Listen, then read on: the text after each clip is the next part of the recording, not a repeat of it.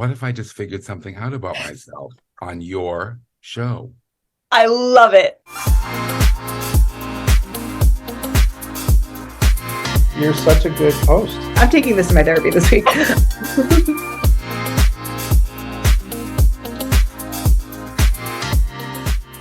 Today's guest is a multi-hyphenate best known for writing his Broadway play Chicken and Biscuits and also his role as Riley in the recent Broadway revival of Parade. Please welcome to the Zoom, Douglas Lyons.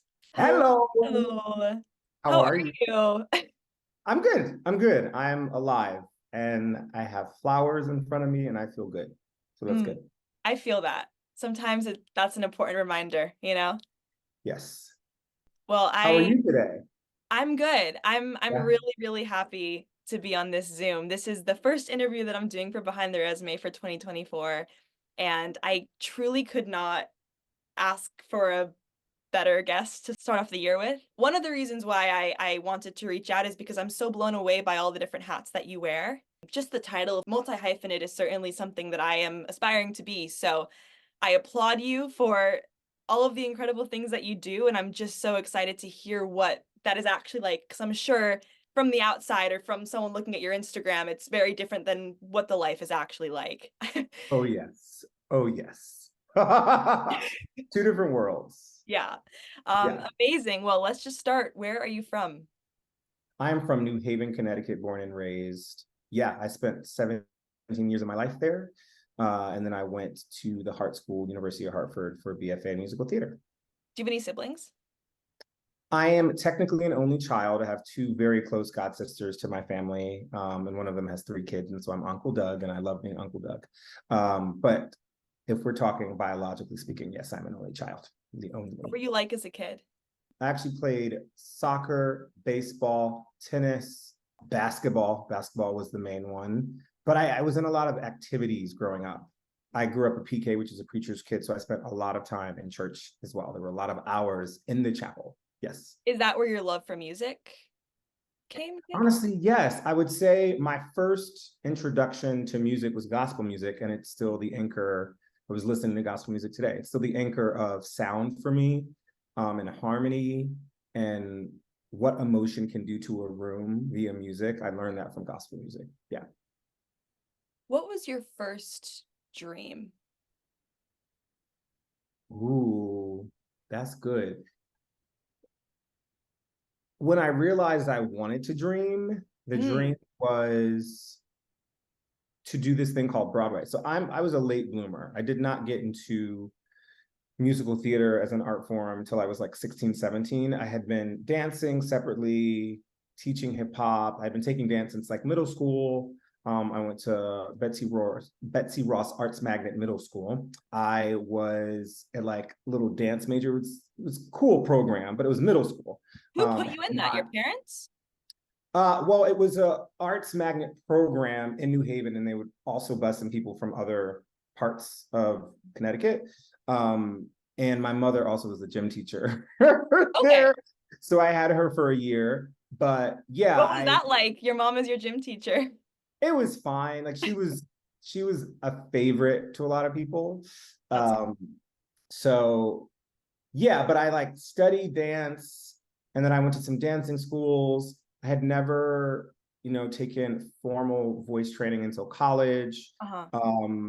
My junior year, there was an English teacher, Kristen Granfield is her former name. She's now married, but she came to Career High where I went, and she started this theater program.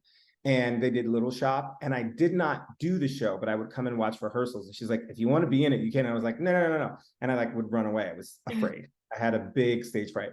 Um, Really? oh yeah, Wow.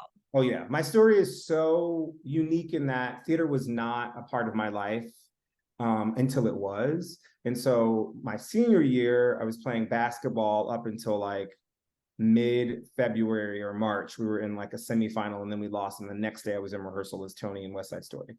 Oh, wait. You're doing all these sports, so what made you want to dance?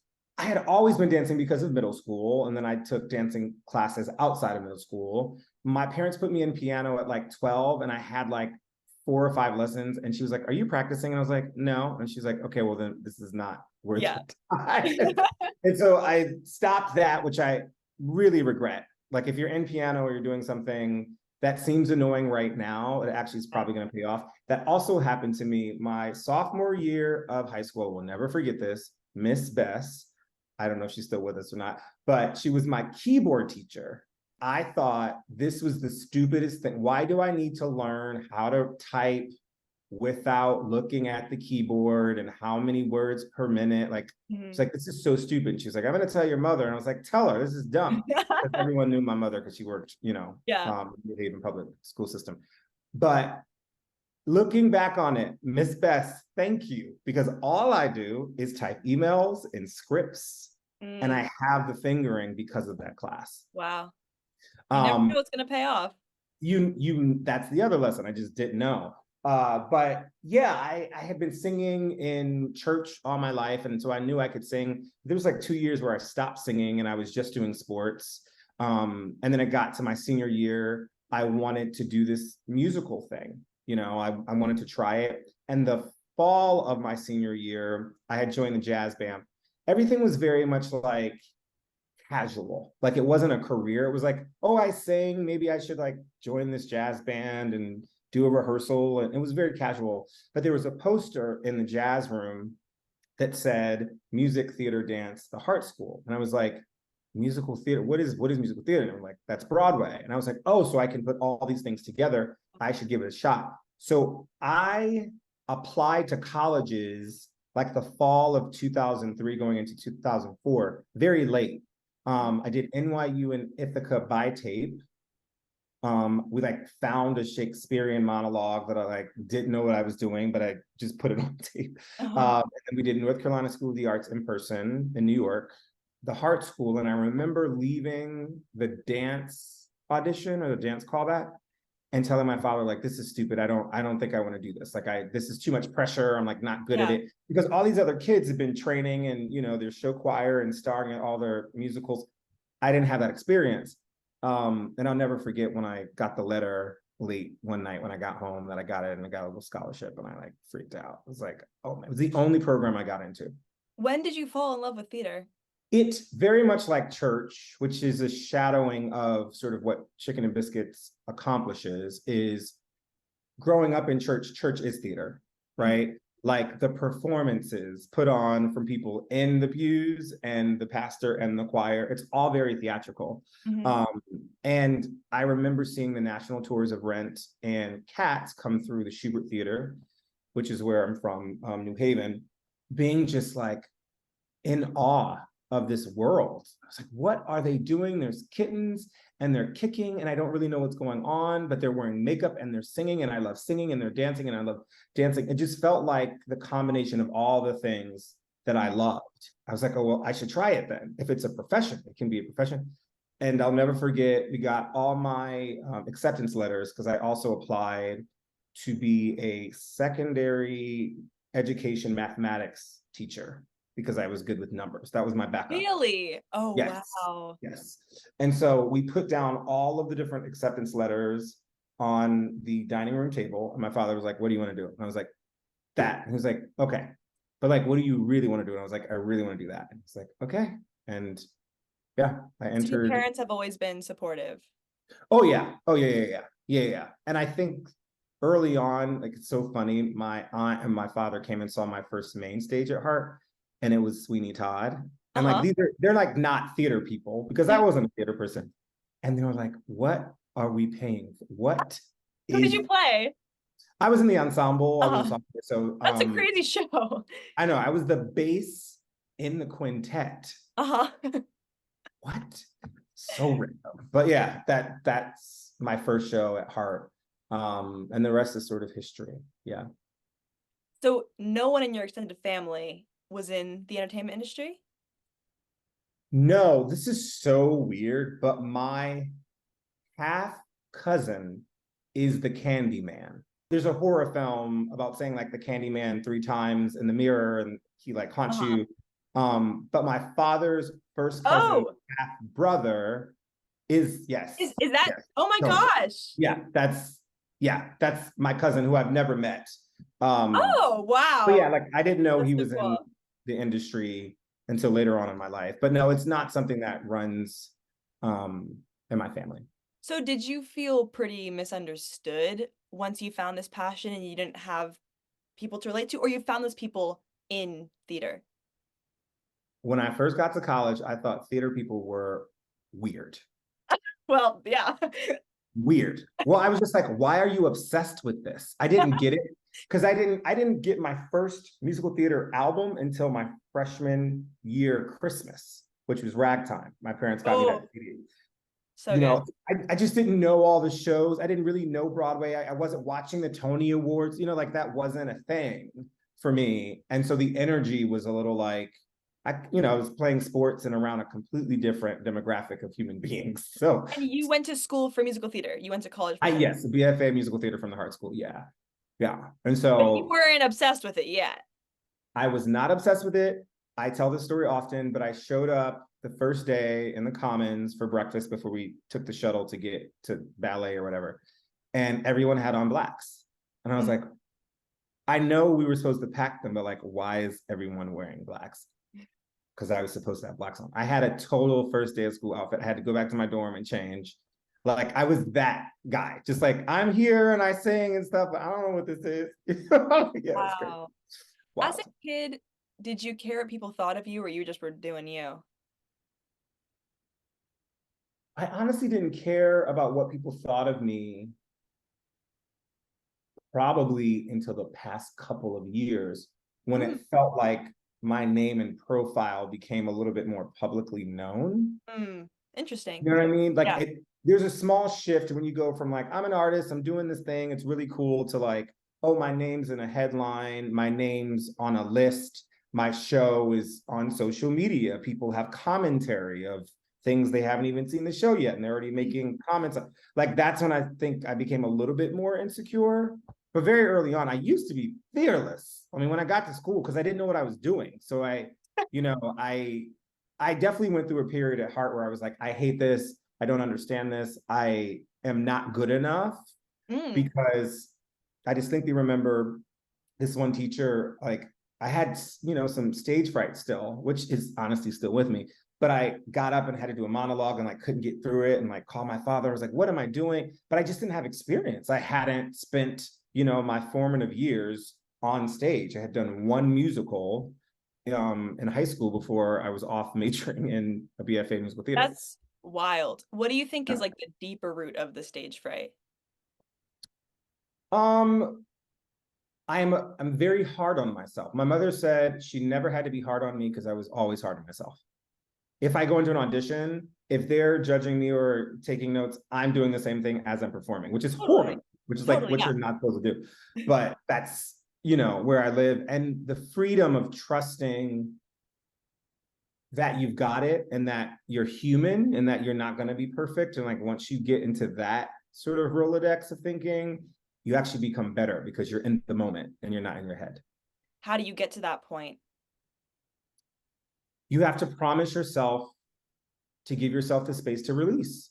I went through it with Parade. It's so funny that there's this TikTok of the first time I went on as Jim Conley, and I'm like, why did you all put that up?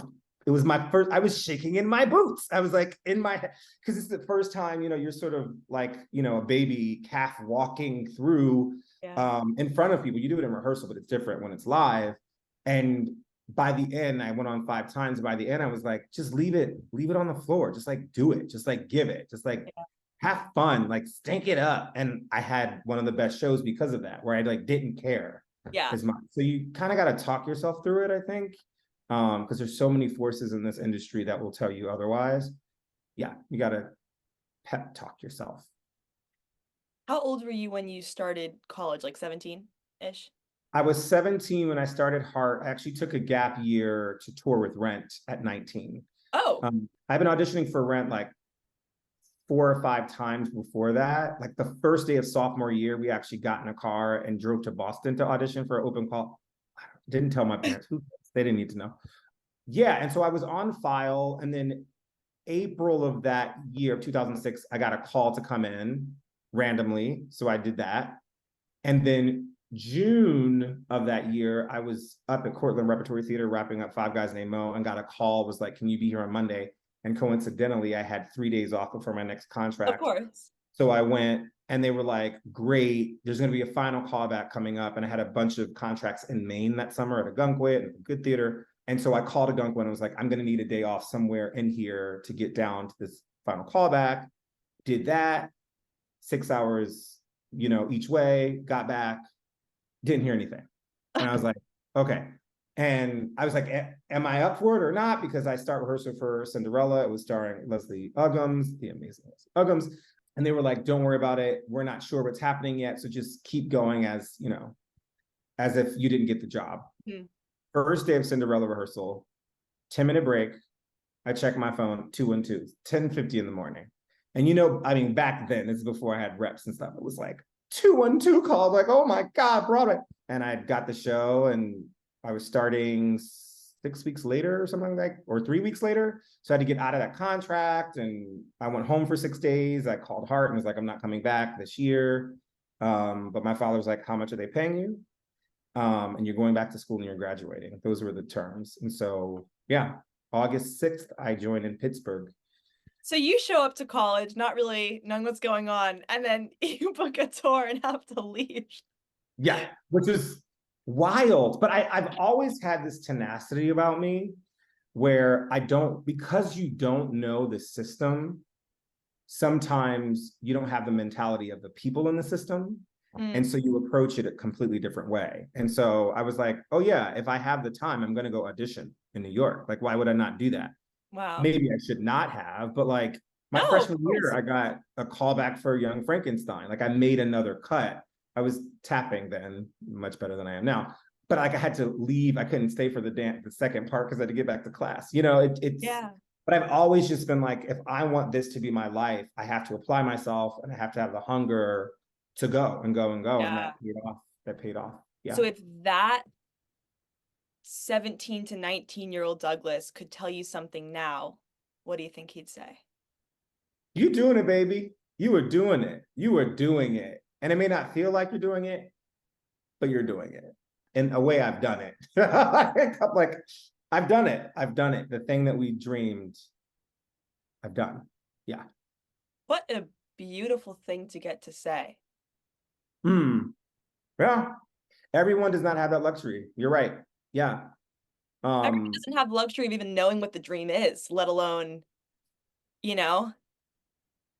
Wow. And I think what's important, I was talking to I call him my little brother, my friend, Michael Rashawn today, about like, part of being an artist is realizing that your path may ultimately not be what you thought your dream was. And having the ability to let your ego swallow that pill and walk down a path that might be scary. I'm sort of doing it now where I thought my life was going to be, Broadway, Broadway, Broadway. That's what my degree is in. I picked up a pen and was like, oh, this is cool. And then it was like a thing. And then I was in a writer's room and I had a Broadway play and then I had TV deals. And I'm just like, okay, like, all right, let's do this now. You know what I mean?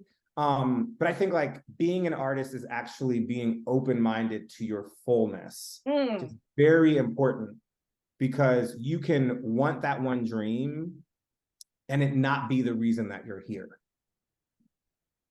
And you could chase it for decades. And it's not that you're not talented, because your talent can serve you in other ways. But just like listening to that is a very hard thing. But I think it'll benefit all of us if we do that. My big intention for this year has been to wake up every day and just answer the calling, whatever form that is. And for me lately, it's been a lot of writings. I'm a performer as well. That's again why I was so drawn to your story. You performed in a musical and also wrote a play in the same Broadway season. Is that correct? I was writing music first. I met Ethan Pactor, my writing partner, on the Book of Mormon, first national, when I left the Broadway company in the summer of 2012. We would meet and casually write. Fall of 2013, after I had left the tour, we recorded a live album. Just fundraised it on Indiegogo, bunch of Broadway friends, Michael Kilgore, Anastasia McCleskey, just a bunch of amazing talents on it. But it was really, that album was more so healing from a breakup that I had gone through. And then I found Ethan and we put some of that to music. And at first it was casual, but I invited another example of tenacity. I like emailed ICM, CAA, William Morris. I was like, y'all need to come see us. It could have been horrible, but like 4 or 5 of them showed up to the album recording. Many of them said like, you're great, you need to write a musical. So we started working on 5 Points, the show that we've been working on for a decade. That did get a world premiere in 2018. But we had another concert in spring of 2014 when Beautiful had opened. I'll never forget this. It was at 54 Below, and I was standing near that like sound booth, you know, where the music like lighting I section haven't is. been. You haven't been to 54 Below? No, I live in Okay. LA, so.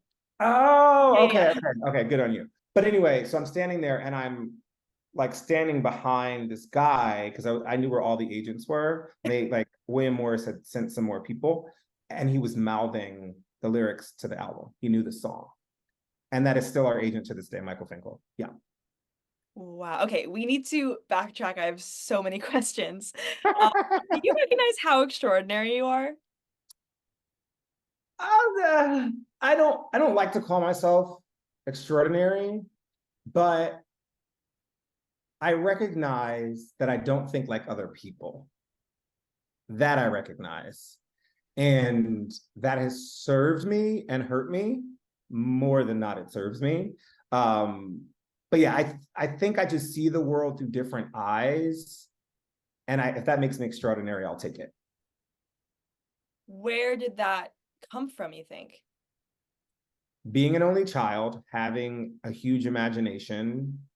And when you are with yourself, all you have is the ability to dream the possibilities of, right? Like you don't know, I didn't know anything else. So I only knew, you know, coming from sports, you can't be tentative, right? If you stutter step, you'll travel, right? If you second guess, the ball will be stolen, you know? Like you kind of got to commit and go for it, because that's just, there's no halfway.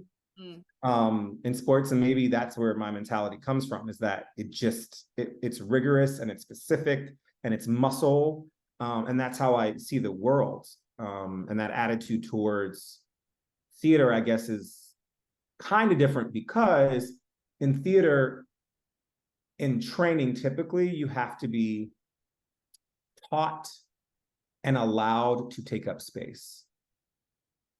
And as an athlete, you will not be recognized if you don't do that naturally. So when I got to theater, I was just used to being like, okay, like, give me the ball. Where's the ball? You know, that's all I knew. So maybe that's, yeah. I've been told before that like, I am abnormal in the way that I think and the way that I approach the business. And I think it is the reason I have had many blessings is because of that. So I take it as a compliment, but I wouldn't say that about myself. Yeah, like, of course. I'm extraordinary. Okay, so in school you leave to do Rent. How was that experience? Informative. Informative. I'm 19 years old. I'm doing the thing that I love. Yeah. I'm swinging for the first time, Oh my gosh. which is a whole different, you know, skill set. Was this your first professional job? Yeah. Yeah. I mean, that's insane. I did summer stock after freshman year. Okay. In Worcester, Massachusetts. I did like, it's no longer existing, but Mike Remo started this company called the Acting Up Theater Company, and I did a chorus line and swing, and that was really awesome. Made a lot of friends in that contract. Very, very happy for that. And then, yeah, I got the tour after sophomore year. The tour was savings, money for the first time, personalities, actors. Oh, okay. Traveling the country, you know, figuring out how to swing, being put on probation at one point because they were like, we want to make sure you can do this job. And I was like, because the thing about swinging is there's an expectation, but there's not always time to teach in the way that you need to be taught, right? There's the show that's happening on stage. There's the show from the PSM that you've been given to learn, right? The show that you're taught, and then the show that you see, right? Yeah. And learning all of those took some skill and like a talking to, but once I understood, I was like, oh, this is what you need. Got it. I'll be over prepared, and like ended up doing rent honestly with 3 companies, because when I joined, there was a turnover, 13 people were leaving. Then 13 new people came, well, 12, because I was one of the 13. And then when I went back to school for 1 weekend, they flew me out in 2008, because they needed coverage for a weekend. So I met a whole new company. So I met like 60 different actors doing rent. How many tracks did you cover? 4, 6. Benny, Collins, Mr. J, Steve, Paul, maybe 5. And Gordon. So maybe 6. But I only went on for 4. Paul, Mr. J, Benny, Collins. I did that the most. Had your obsession with theater kicked in yet? By then it did. Yeah, by then it did. Oh yeah. When you do rent, at least then, they had this plaque in the back that said, "Thank you, Jonathan Larson," that you would always touch before you went out for Seasons of Love. And just see, I mean, I actually told my manager, I was like, if there is a production of Rent, I have an eye on one in North Carolina, actually this spring. I was like, just let them know that I'd be interested if they'd be interested. It's something I would love to do again, because it showed me that theater could affect the world with the story. And I think I became obsessed with theater for that reason, not in like the hoopla of the carpets, but it was like, oh, this can actually be changed in the way that church, going back to church, how you see the emotional response from a congregation through a service, theater and music can affect change that same way. And I think that's when I really did kind of fall in love with it. That was exactly the reasoning for me as well. I saw Memphis and felt the exact same way. And I was like, wait, this thing that's so much fun can educate in such a beautiful way. Yeah, this is the greatest thing. Yeah. Really powerful. And that like our instrument and temples can be a part of that offering is like, all right, I think I can do this.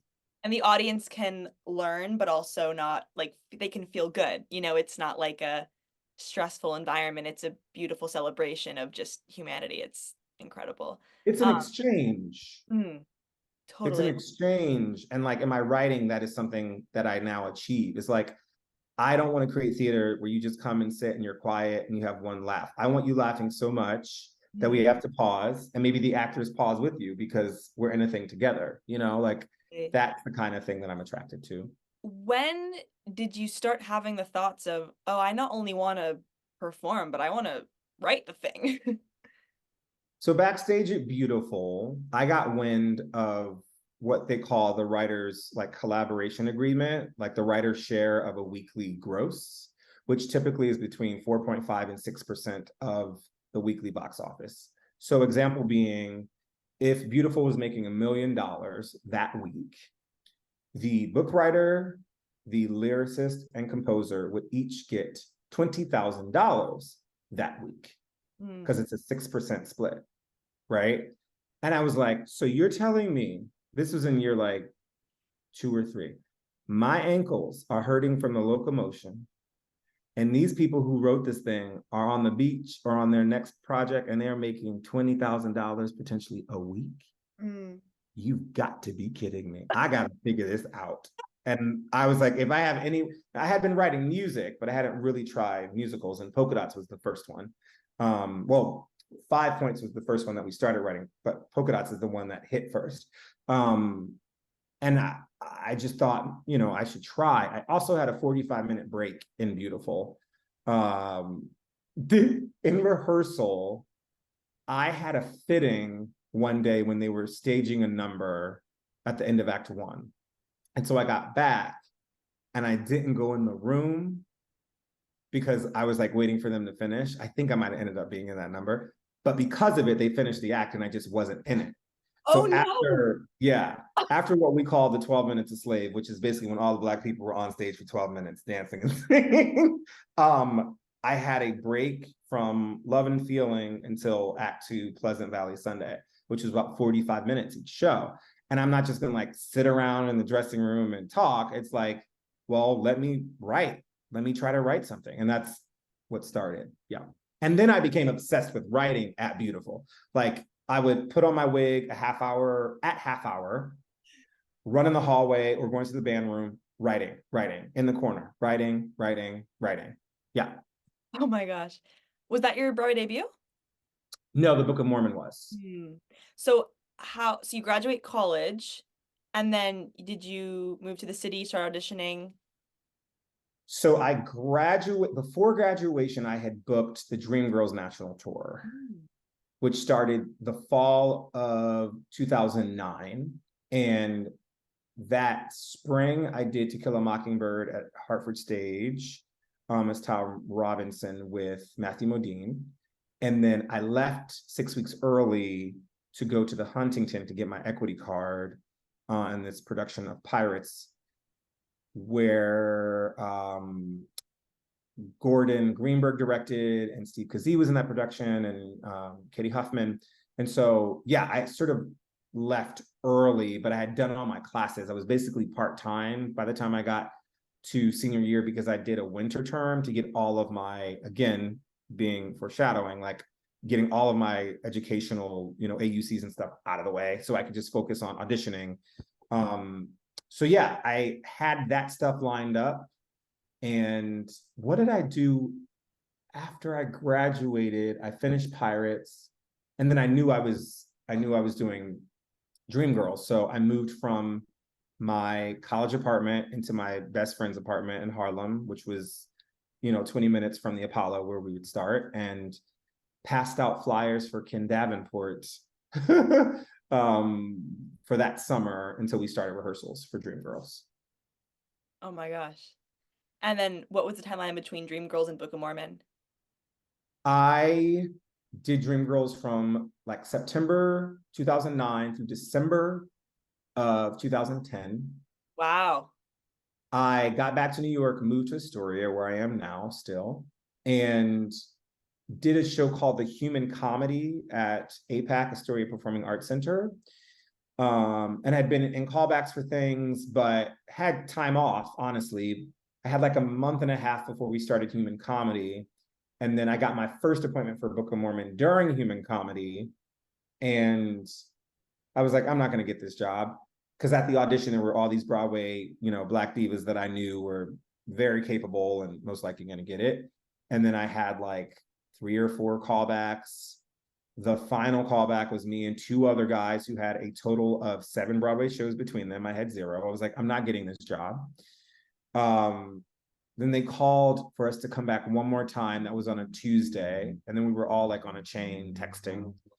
And I got the call that Thursday morning. Do you remember that feeling? Oh, yeah. Oh, yeah. Oh, yeah. I was in disbelief. The agent at the time called me. He was like, so do you want to be on Broadway? And I was like, stop it. No, no. And I was like screaming. It was my boyfriend at that time. I was at his apartment.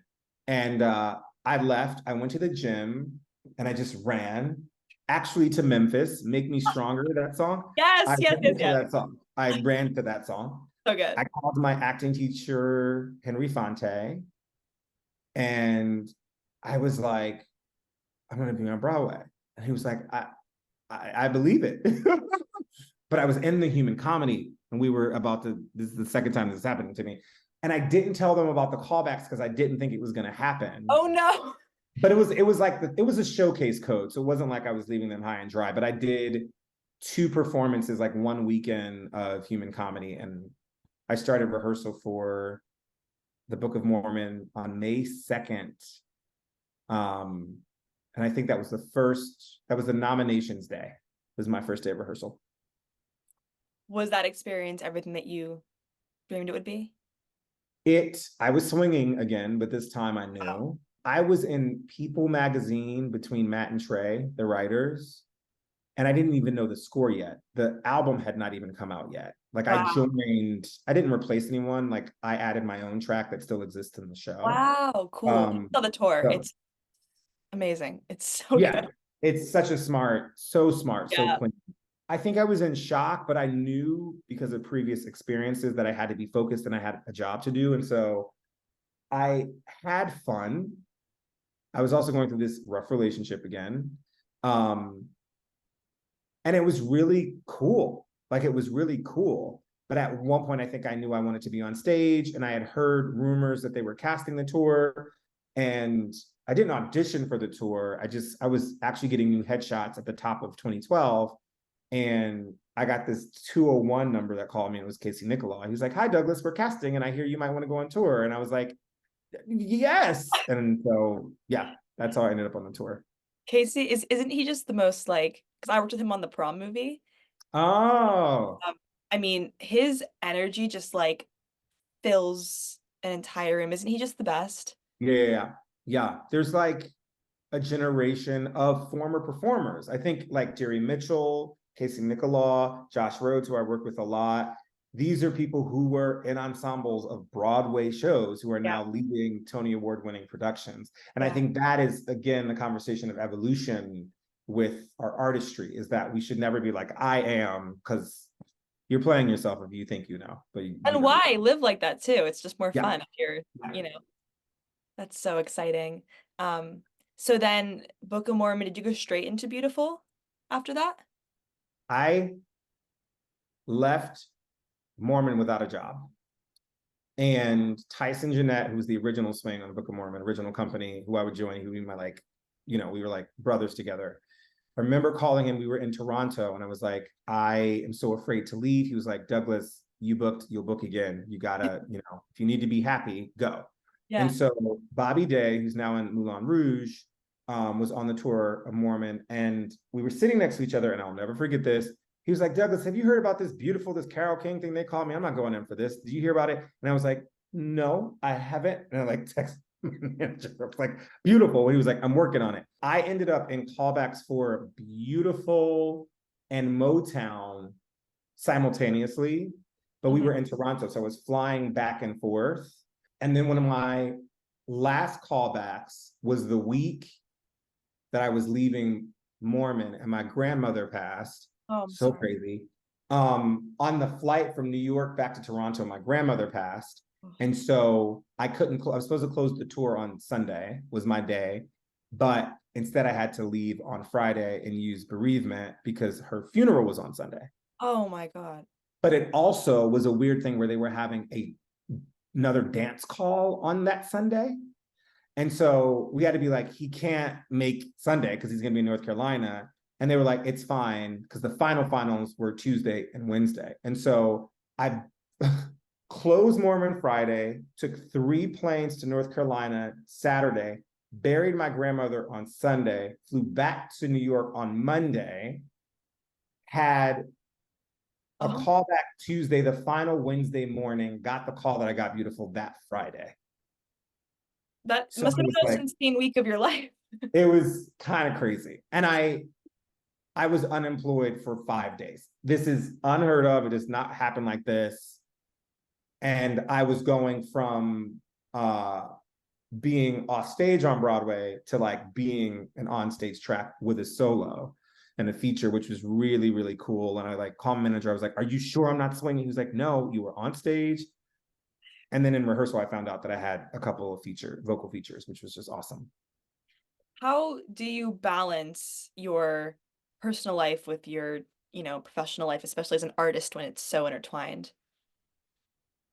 I did not know how to do that very well before because my priority and obsession became success and being in all the things and doing all the things. And now that mentality has slowed down, 1, because of age, 2, because of experience, 3, because finding resources and money in other, parts of the art form.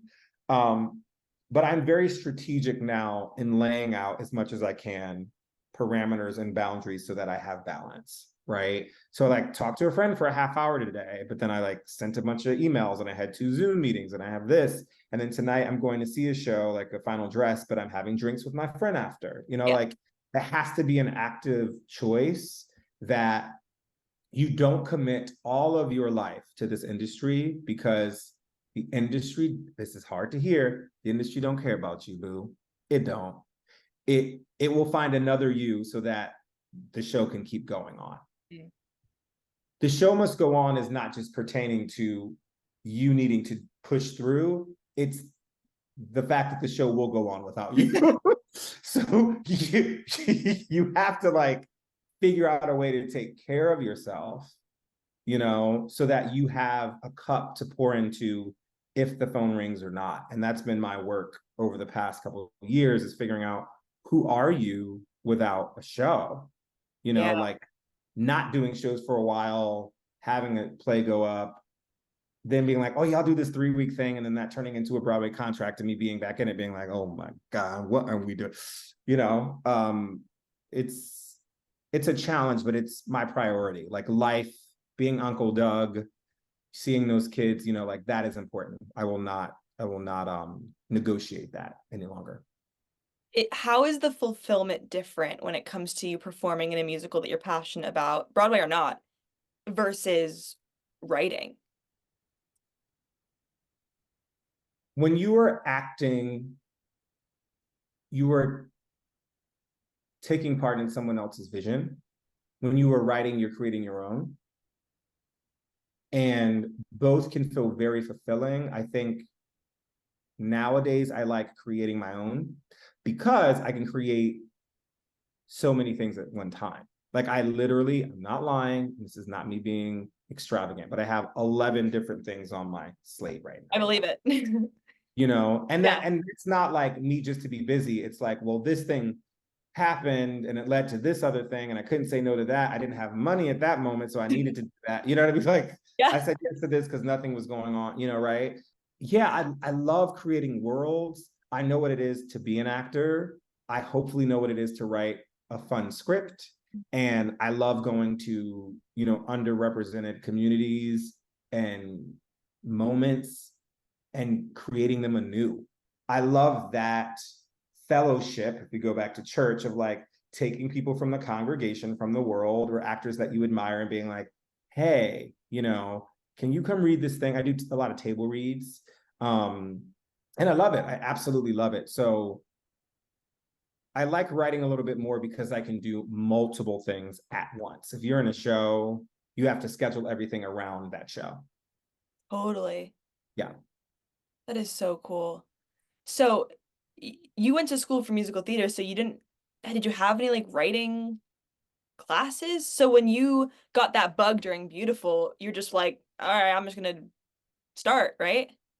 Well, I wrote music for the longest, and I would not write book or play because I thought I was going to suck at it. And then with Chicken, I just privately was like, okay, let me see a few life events happen. I was like, let me just try. And I had pitched the idea to my friend Leah Mikolas at the Directors Company, and she was like, I can give you space. And so it was on 43rd and 9th, where the old Tulsi auditioning building is, and the Lark. It was right around the corner. It was this black box, and I had the code, and I could have 30 minutes before I had a show to just read pages.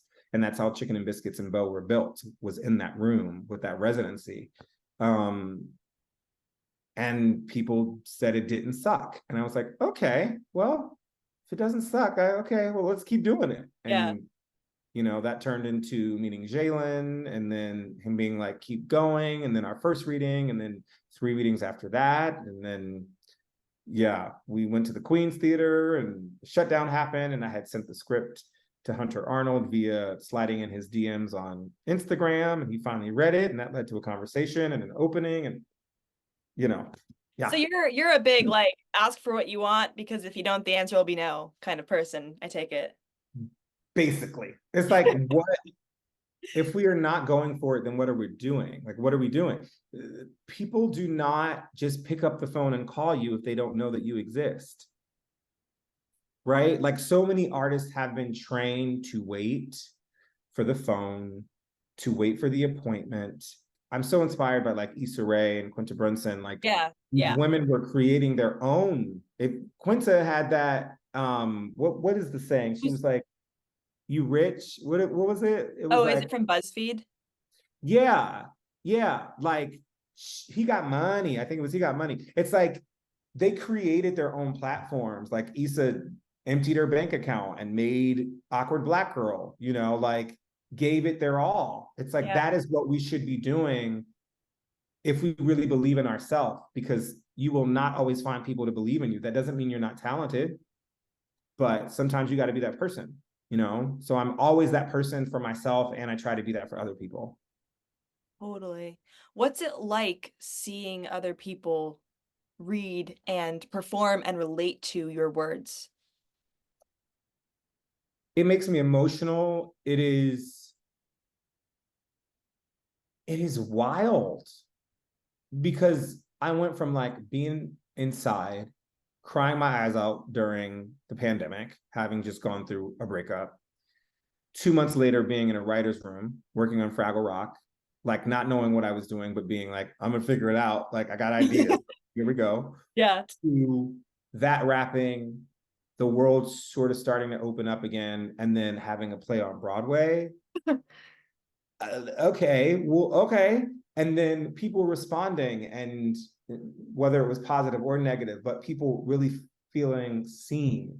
I did a talk at Broadway Con during parade, and this woman came up to me and she said, hi, I need to say hi to you. I flew in from Kentucky to see Chicken and Biscuits during the run, and I loved it so much that I brought my nephew. I flew back with my nephew to see it again. And I can tell you that it really, really moved me. I felt seen. I had never seen anything. And I was like, okay, I need a second. And we I like have took a picture together. chills. Yeah, I will never, that was such a beautiful moment. And again, going back to theater can change, right? Those are the moments that I try to etch in my mind, so that I never forget why I'm doing what I'm doing. Because you can get lost in the process, and the politics and getting the theater and people reading and blah, blah, blah, blah, the business aspects of it. I think when we talk about purpose and calling, I've realized that writing is a gift that was given to me so that I could give beyond myself. Yes. That it could be a legacy. It's not announced yet, but I have a really exciting thing for Black women in the theater, and I'm excited because I know it's going to leave a legacy in the way that like August and Lorraine Hansberry has. I aim to do that with my name, not for my name's sake, but for the material that will be left behind for artists that look like me. And that to me is the most exciting part, where I'm like, there are Black women getting their equity weeks because of Chicken and Biscuits. There is a woman who did it 2 different places and got like 14 weeks from it. And I'm like, bam, like that is fantastic. That is what it's about. Yes. Oh my, that is so beautiful. And everything you're saying is a yes. I feel like it is a gift to be a vessel of the art that we're lucky enough to be the vessel of. Have you read Big Magic by Elizabeth Gilbert? Heard about it, haven't read it. Okay, you would eat it up. You would probably finish it in a day. You would love it so much. The way that she talks about creativity and how it's this like gentle, fragile, beautiful gift from whatever you believe in. And if we're not able to receive it, it will go to somebody else. And how we're here to be the vessels of the art. And I agree with everything in me of what you're saying about how songwriting and just writing is such a gift that we are the vessels of to then make such an enormous impact. And I just was telling my grandma the other day, as I've been getting more into songwriting, it makes me think of The Wizard and the Wizard of Oz, because the impact that it's able to make when you're just really like a human being in your bedroom writing, it kind of feels like you're the wizard behind the closed doors. You see that? Yeah. No, I totally see that. And I think what I have realized is the impact that it can make. Like, if I am the wizard, I've like peeked out and seen what's happening in the streets. Yeah. And there was a middle school in Maryland that did Chicken and Biscuits. A middle school where this white theater teacher found the play, loved it. They wanted to adjust some of the language. And I was like, you want to do this in middle school? And they did it, and like sent me a hoodie and like a playbill. So cool. Yeah. And so I think theater can be a movement and not just a moment. Trophies are great, prizes are wonderful, but if that is where the legacy ends, I'm not interested in it. Like, I want the work to, we're still talking about Shakespeare. Why is that? Right? Yeah. Like, I want the work to be timeless. And that to me is success. And that's what I keep having to remind myself. That is so beautiful. who are your inspirations in this field? I would say Ava DuVernay. I saw Brandon Jacobs Jenkins Appropriate. I thought it was really wonderful.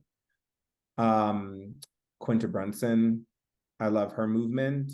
Amanda Seales, a lot of these are Black women, because she is a comedian, but she brings in social commentary and truth to her page, and she sort of has sacrificed her career for speaking the truth, which I think is audacious and noteworthy.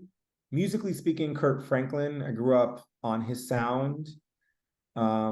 Tyler Perry, because of his visionary aspects and how he created his own.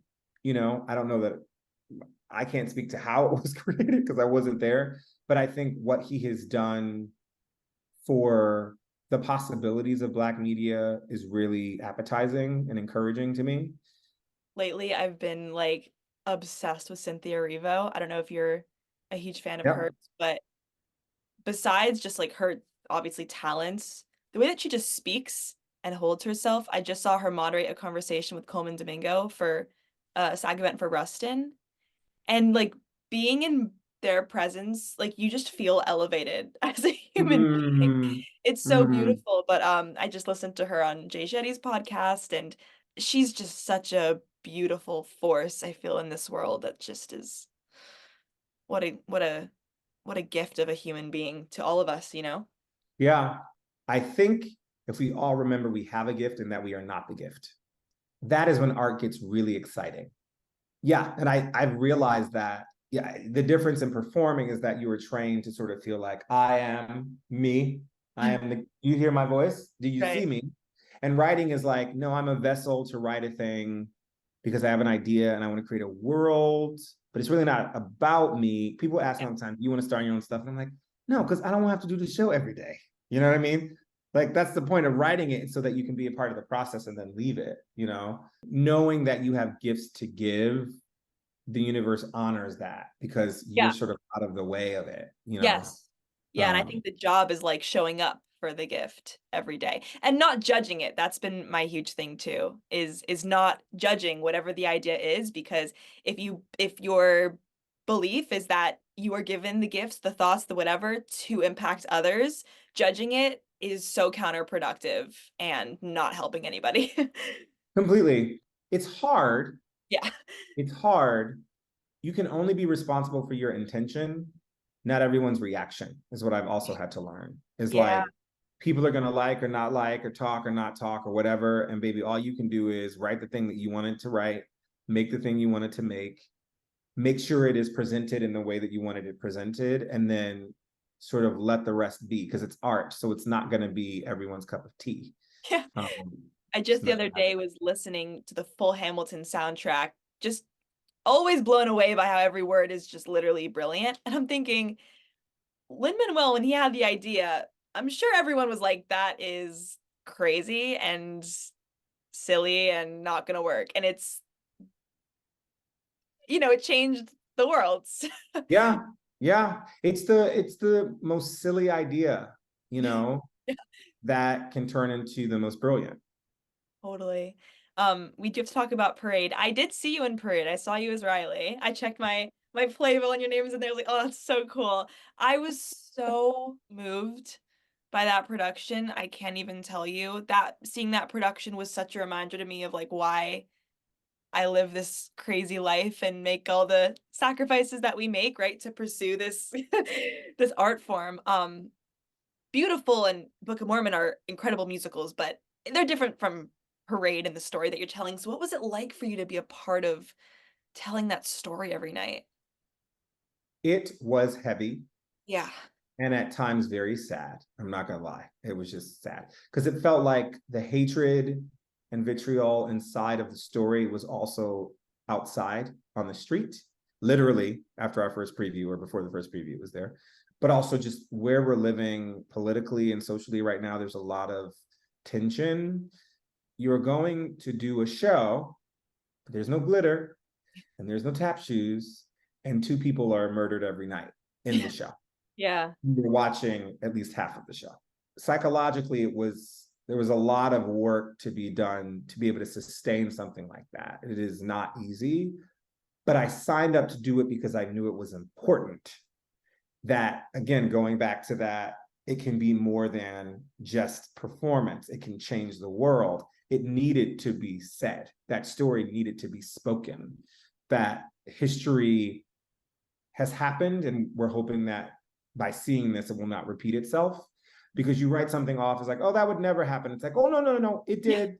It actually did happen, and it could happen to you and you and you and you and any of you. I mean, working with the incredible director Michael Arden and JRB, who I just grew up listening to a lot of his music. I played Jim Conley in college. It was my first main stage lead.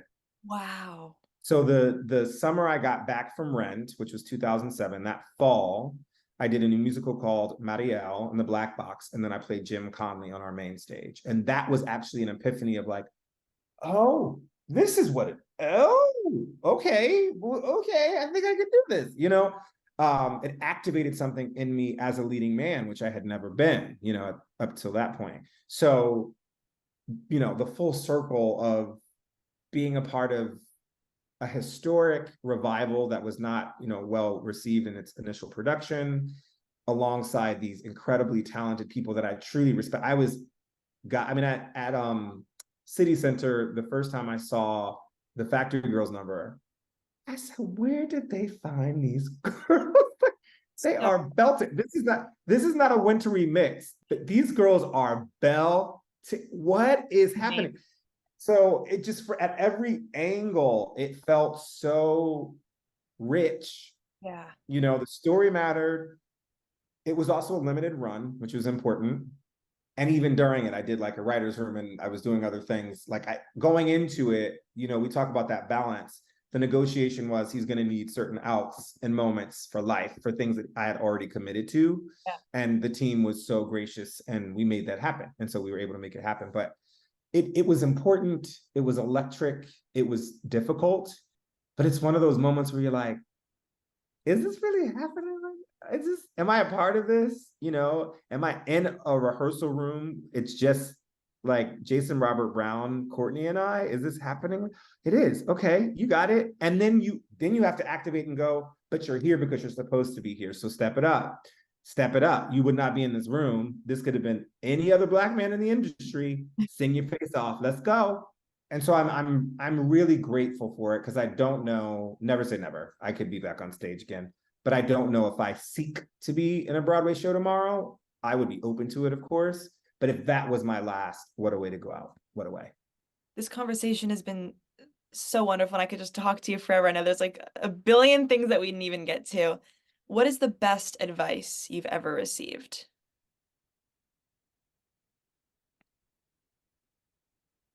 Ano Akera, who was my first angel, when I joined the tour, before my company would come in, he would let me be in his dressing room as he was getting ready. And I'll never forget, he said to me, he called me Douglas, love people for who they want to be. Not for who they are, for who they want to be. And there's so many different ways you can use that quote. And that has carried me along in ways too, where I'm like, and then sometimes you can also be like, if that's who you want to be, I'm good. You know what I mean? Like, you know, like there's so many ways you could use it, but love people for who they want to be, I think, is a really important thing, because then you stop taking things personally. And you realize like, oh, that's kind of where you want to come. Cool, I'll love you at that level. If that's where you are, I'm gonna love you right there. My father has also said to me, never get too high with the high or low with the lows. And so I'm always like pretty even keel, even during success. I'm like, okay, this is for today. This is very exciting. This is very exciting. But I'm also working on stopping and, you know, taking in the moment and really enjoying the gratitude of it, so it doesn't pass me by. I saw somewhere it said, be where your feet are. I love that. Isn't that great? Yes. I have a joke pitch. If I was in a room, I would say a joke, but No, say a joke, say a joke. No. Actually, what's really fun, if anyone's listening, I'll say the joke, you have to edit it out, but then if they get it right, we'll confirm. Okay. Okay, so comment down below if you can guess the joke. If you can get it, and we'll confirm. Okay. Oh, I didn't even think of that. That's the quick joke is like, but I don't want to make fun of anyone. You know what I mean? Yeah. I'll get to that. Yeah. That's funny. Yeah. Oh my gosh. What would you say is the hardest thing you've ever been through in your life?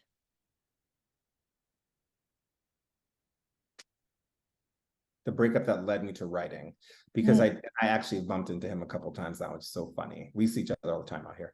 Because I didn't value myself. I was valuing myself through him. And because he didn't value me, I lost value of me. I was like, but I'm giving you all this love and you're disrespecting it. And you're not, oh, what? Right? It was rather than like, I'm giving this to you, you don't appreciate it, forget about you. Like, I'm done with you. It was like, I'm worthless because I did everything. And then, I was in a really rough spot. It's why I left the city. It's why I went on tour. I thank God I did, because I met Ethan and my life changed. I would not be a writer if I had not met Ethan. I know that for a fact. So yeah, that was pretty hard because I didn't have the emotional depth to really understand what I was going through and not valuing myself. But that led you then to this outlet that's been served you so much in your life. I used to always have these resolutions and goals. That I have a chalk wall in my bedroom, and I would write these things that you could see, all the things I was doing. And at the top of 21, I stopped writing that because I wanted to surrender the possibilities of what could be. That I was no longer going to be like, I am going to get this. Let's book this. It's like, no, because you don't know what's going to happen. I want to be open to it all. I want to be open to a podcast. There are things in mind that I would love to do, but I'm not going to write them down because I really want it to flow. And so now I just kind of do that. And it's led me to some really beautiful moments where I'm like, this is fun. Yeah, I set intentions for this year versus like, achieve this, achieve that, because the other things I can't. I do have a new play that I'm really excited about. It's called Table 17. Kara Young, who's the star of Pearly Victorious, is the lead. She's attached to the play, and we have some exciting things coming up there. And it's like a rom-com meets stand-up comedy play about two exes that are reunited for various intentions. And so I'm excited about that because I think I've grown. Growth is also a beautiful thing. Not having formal writing training, right, before Chicken happening, and me now looking back now 3 years later and going, oh, I've learned some lessons and I'm happy to apply them to my new work. I'm excited for that because I think there's a new chapter of my writing that people literally haven't seen. I'm honored to be associated with Chicken and Biscuits. Like, I'll take that. But I'm also ready to like share the growth. Do you force yourself to write every day or only when like inspiration strikes? I purposefully did not write from Christmas Eve through like New Year's. I like did not write anything. I don't wake up and just go, okay, you got to write. Like, I had a lot of meetings this week. I didn't do any writing because I was in a meeting like every 2 hours. Oh my gosh. So yeah, but I like worked out, I had therapy, I did my meal prep, I got a massage. Like, that's the balance of self-care that we're talking about. But like tomorrow and Friday are more writing days because I have less meetings. So I can get lost a little bit in the page and I have to worry about, okay, you got this thing in 20 minutes. But I don't force myself to. I'm not on a deadline at this moment. I have a new project I am working on, 2 new projects I'm working on. But again, the flow of it all. So I'm kind of letting one flow. And if I write 4 pages and then I get tired, all right, we'll stop, Yeah. I always end with this question. It's my favorite question. We touched on it, but what do you want your legacy to be? Joy and healing. Yeah, that's it. Did it brighten your day? Did it heal some kind of harm that you were feeling? Cool. And like community, does it bring people together? Trophies are great, but that like chemical response is something that is harder to create. Yeah. Yeah. That's so beautiful. Thank you so much, Douglas. This is You. so wonderful. I can't even begin to express how inspired I am by you. I hope to see a play of yours on Broadway eventually, or you on stage again, or to work with you in some way. So I'm just really honored that you shared your story today. Same here. Thank you for the call. I said I wanted to do a podcast, and here we are. Here we are. Here we are. Thank you. Yeah.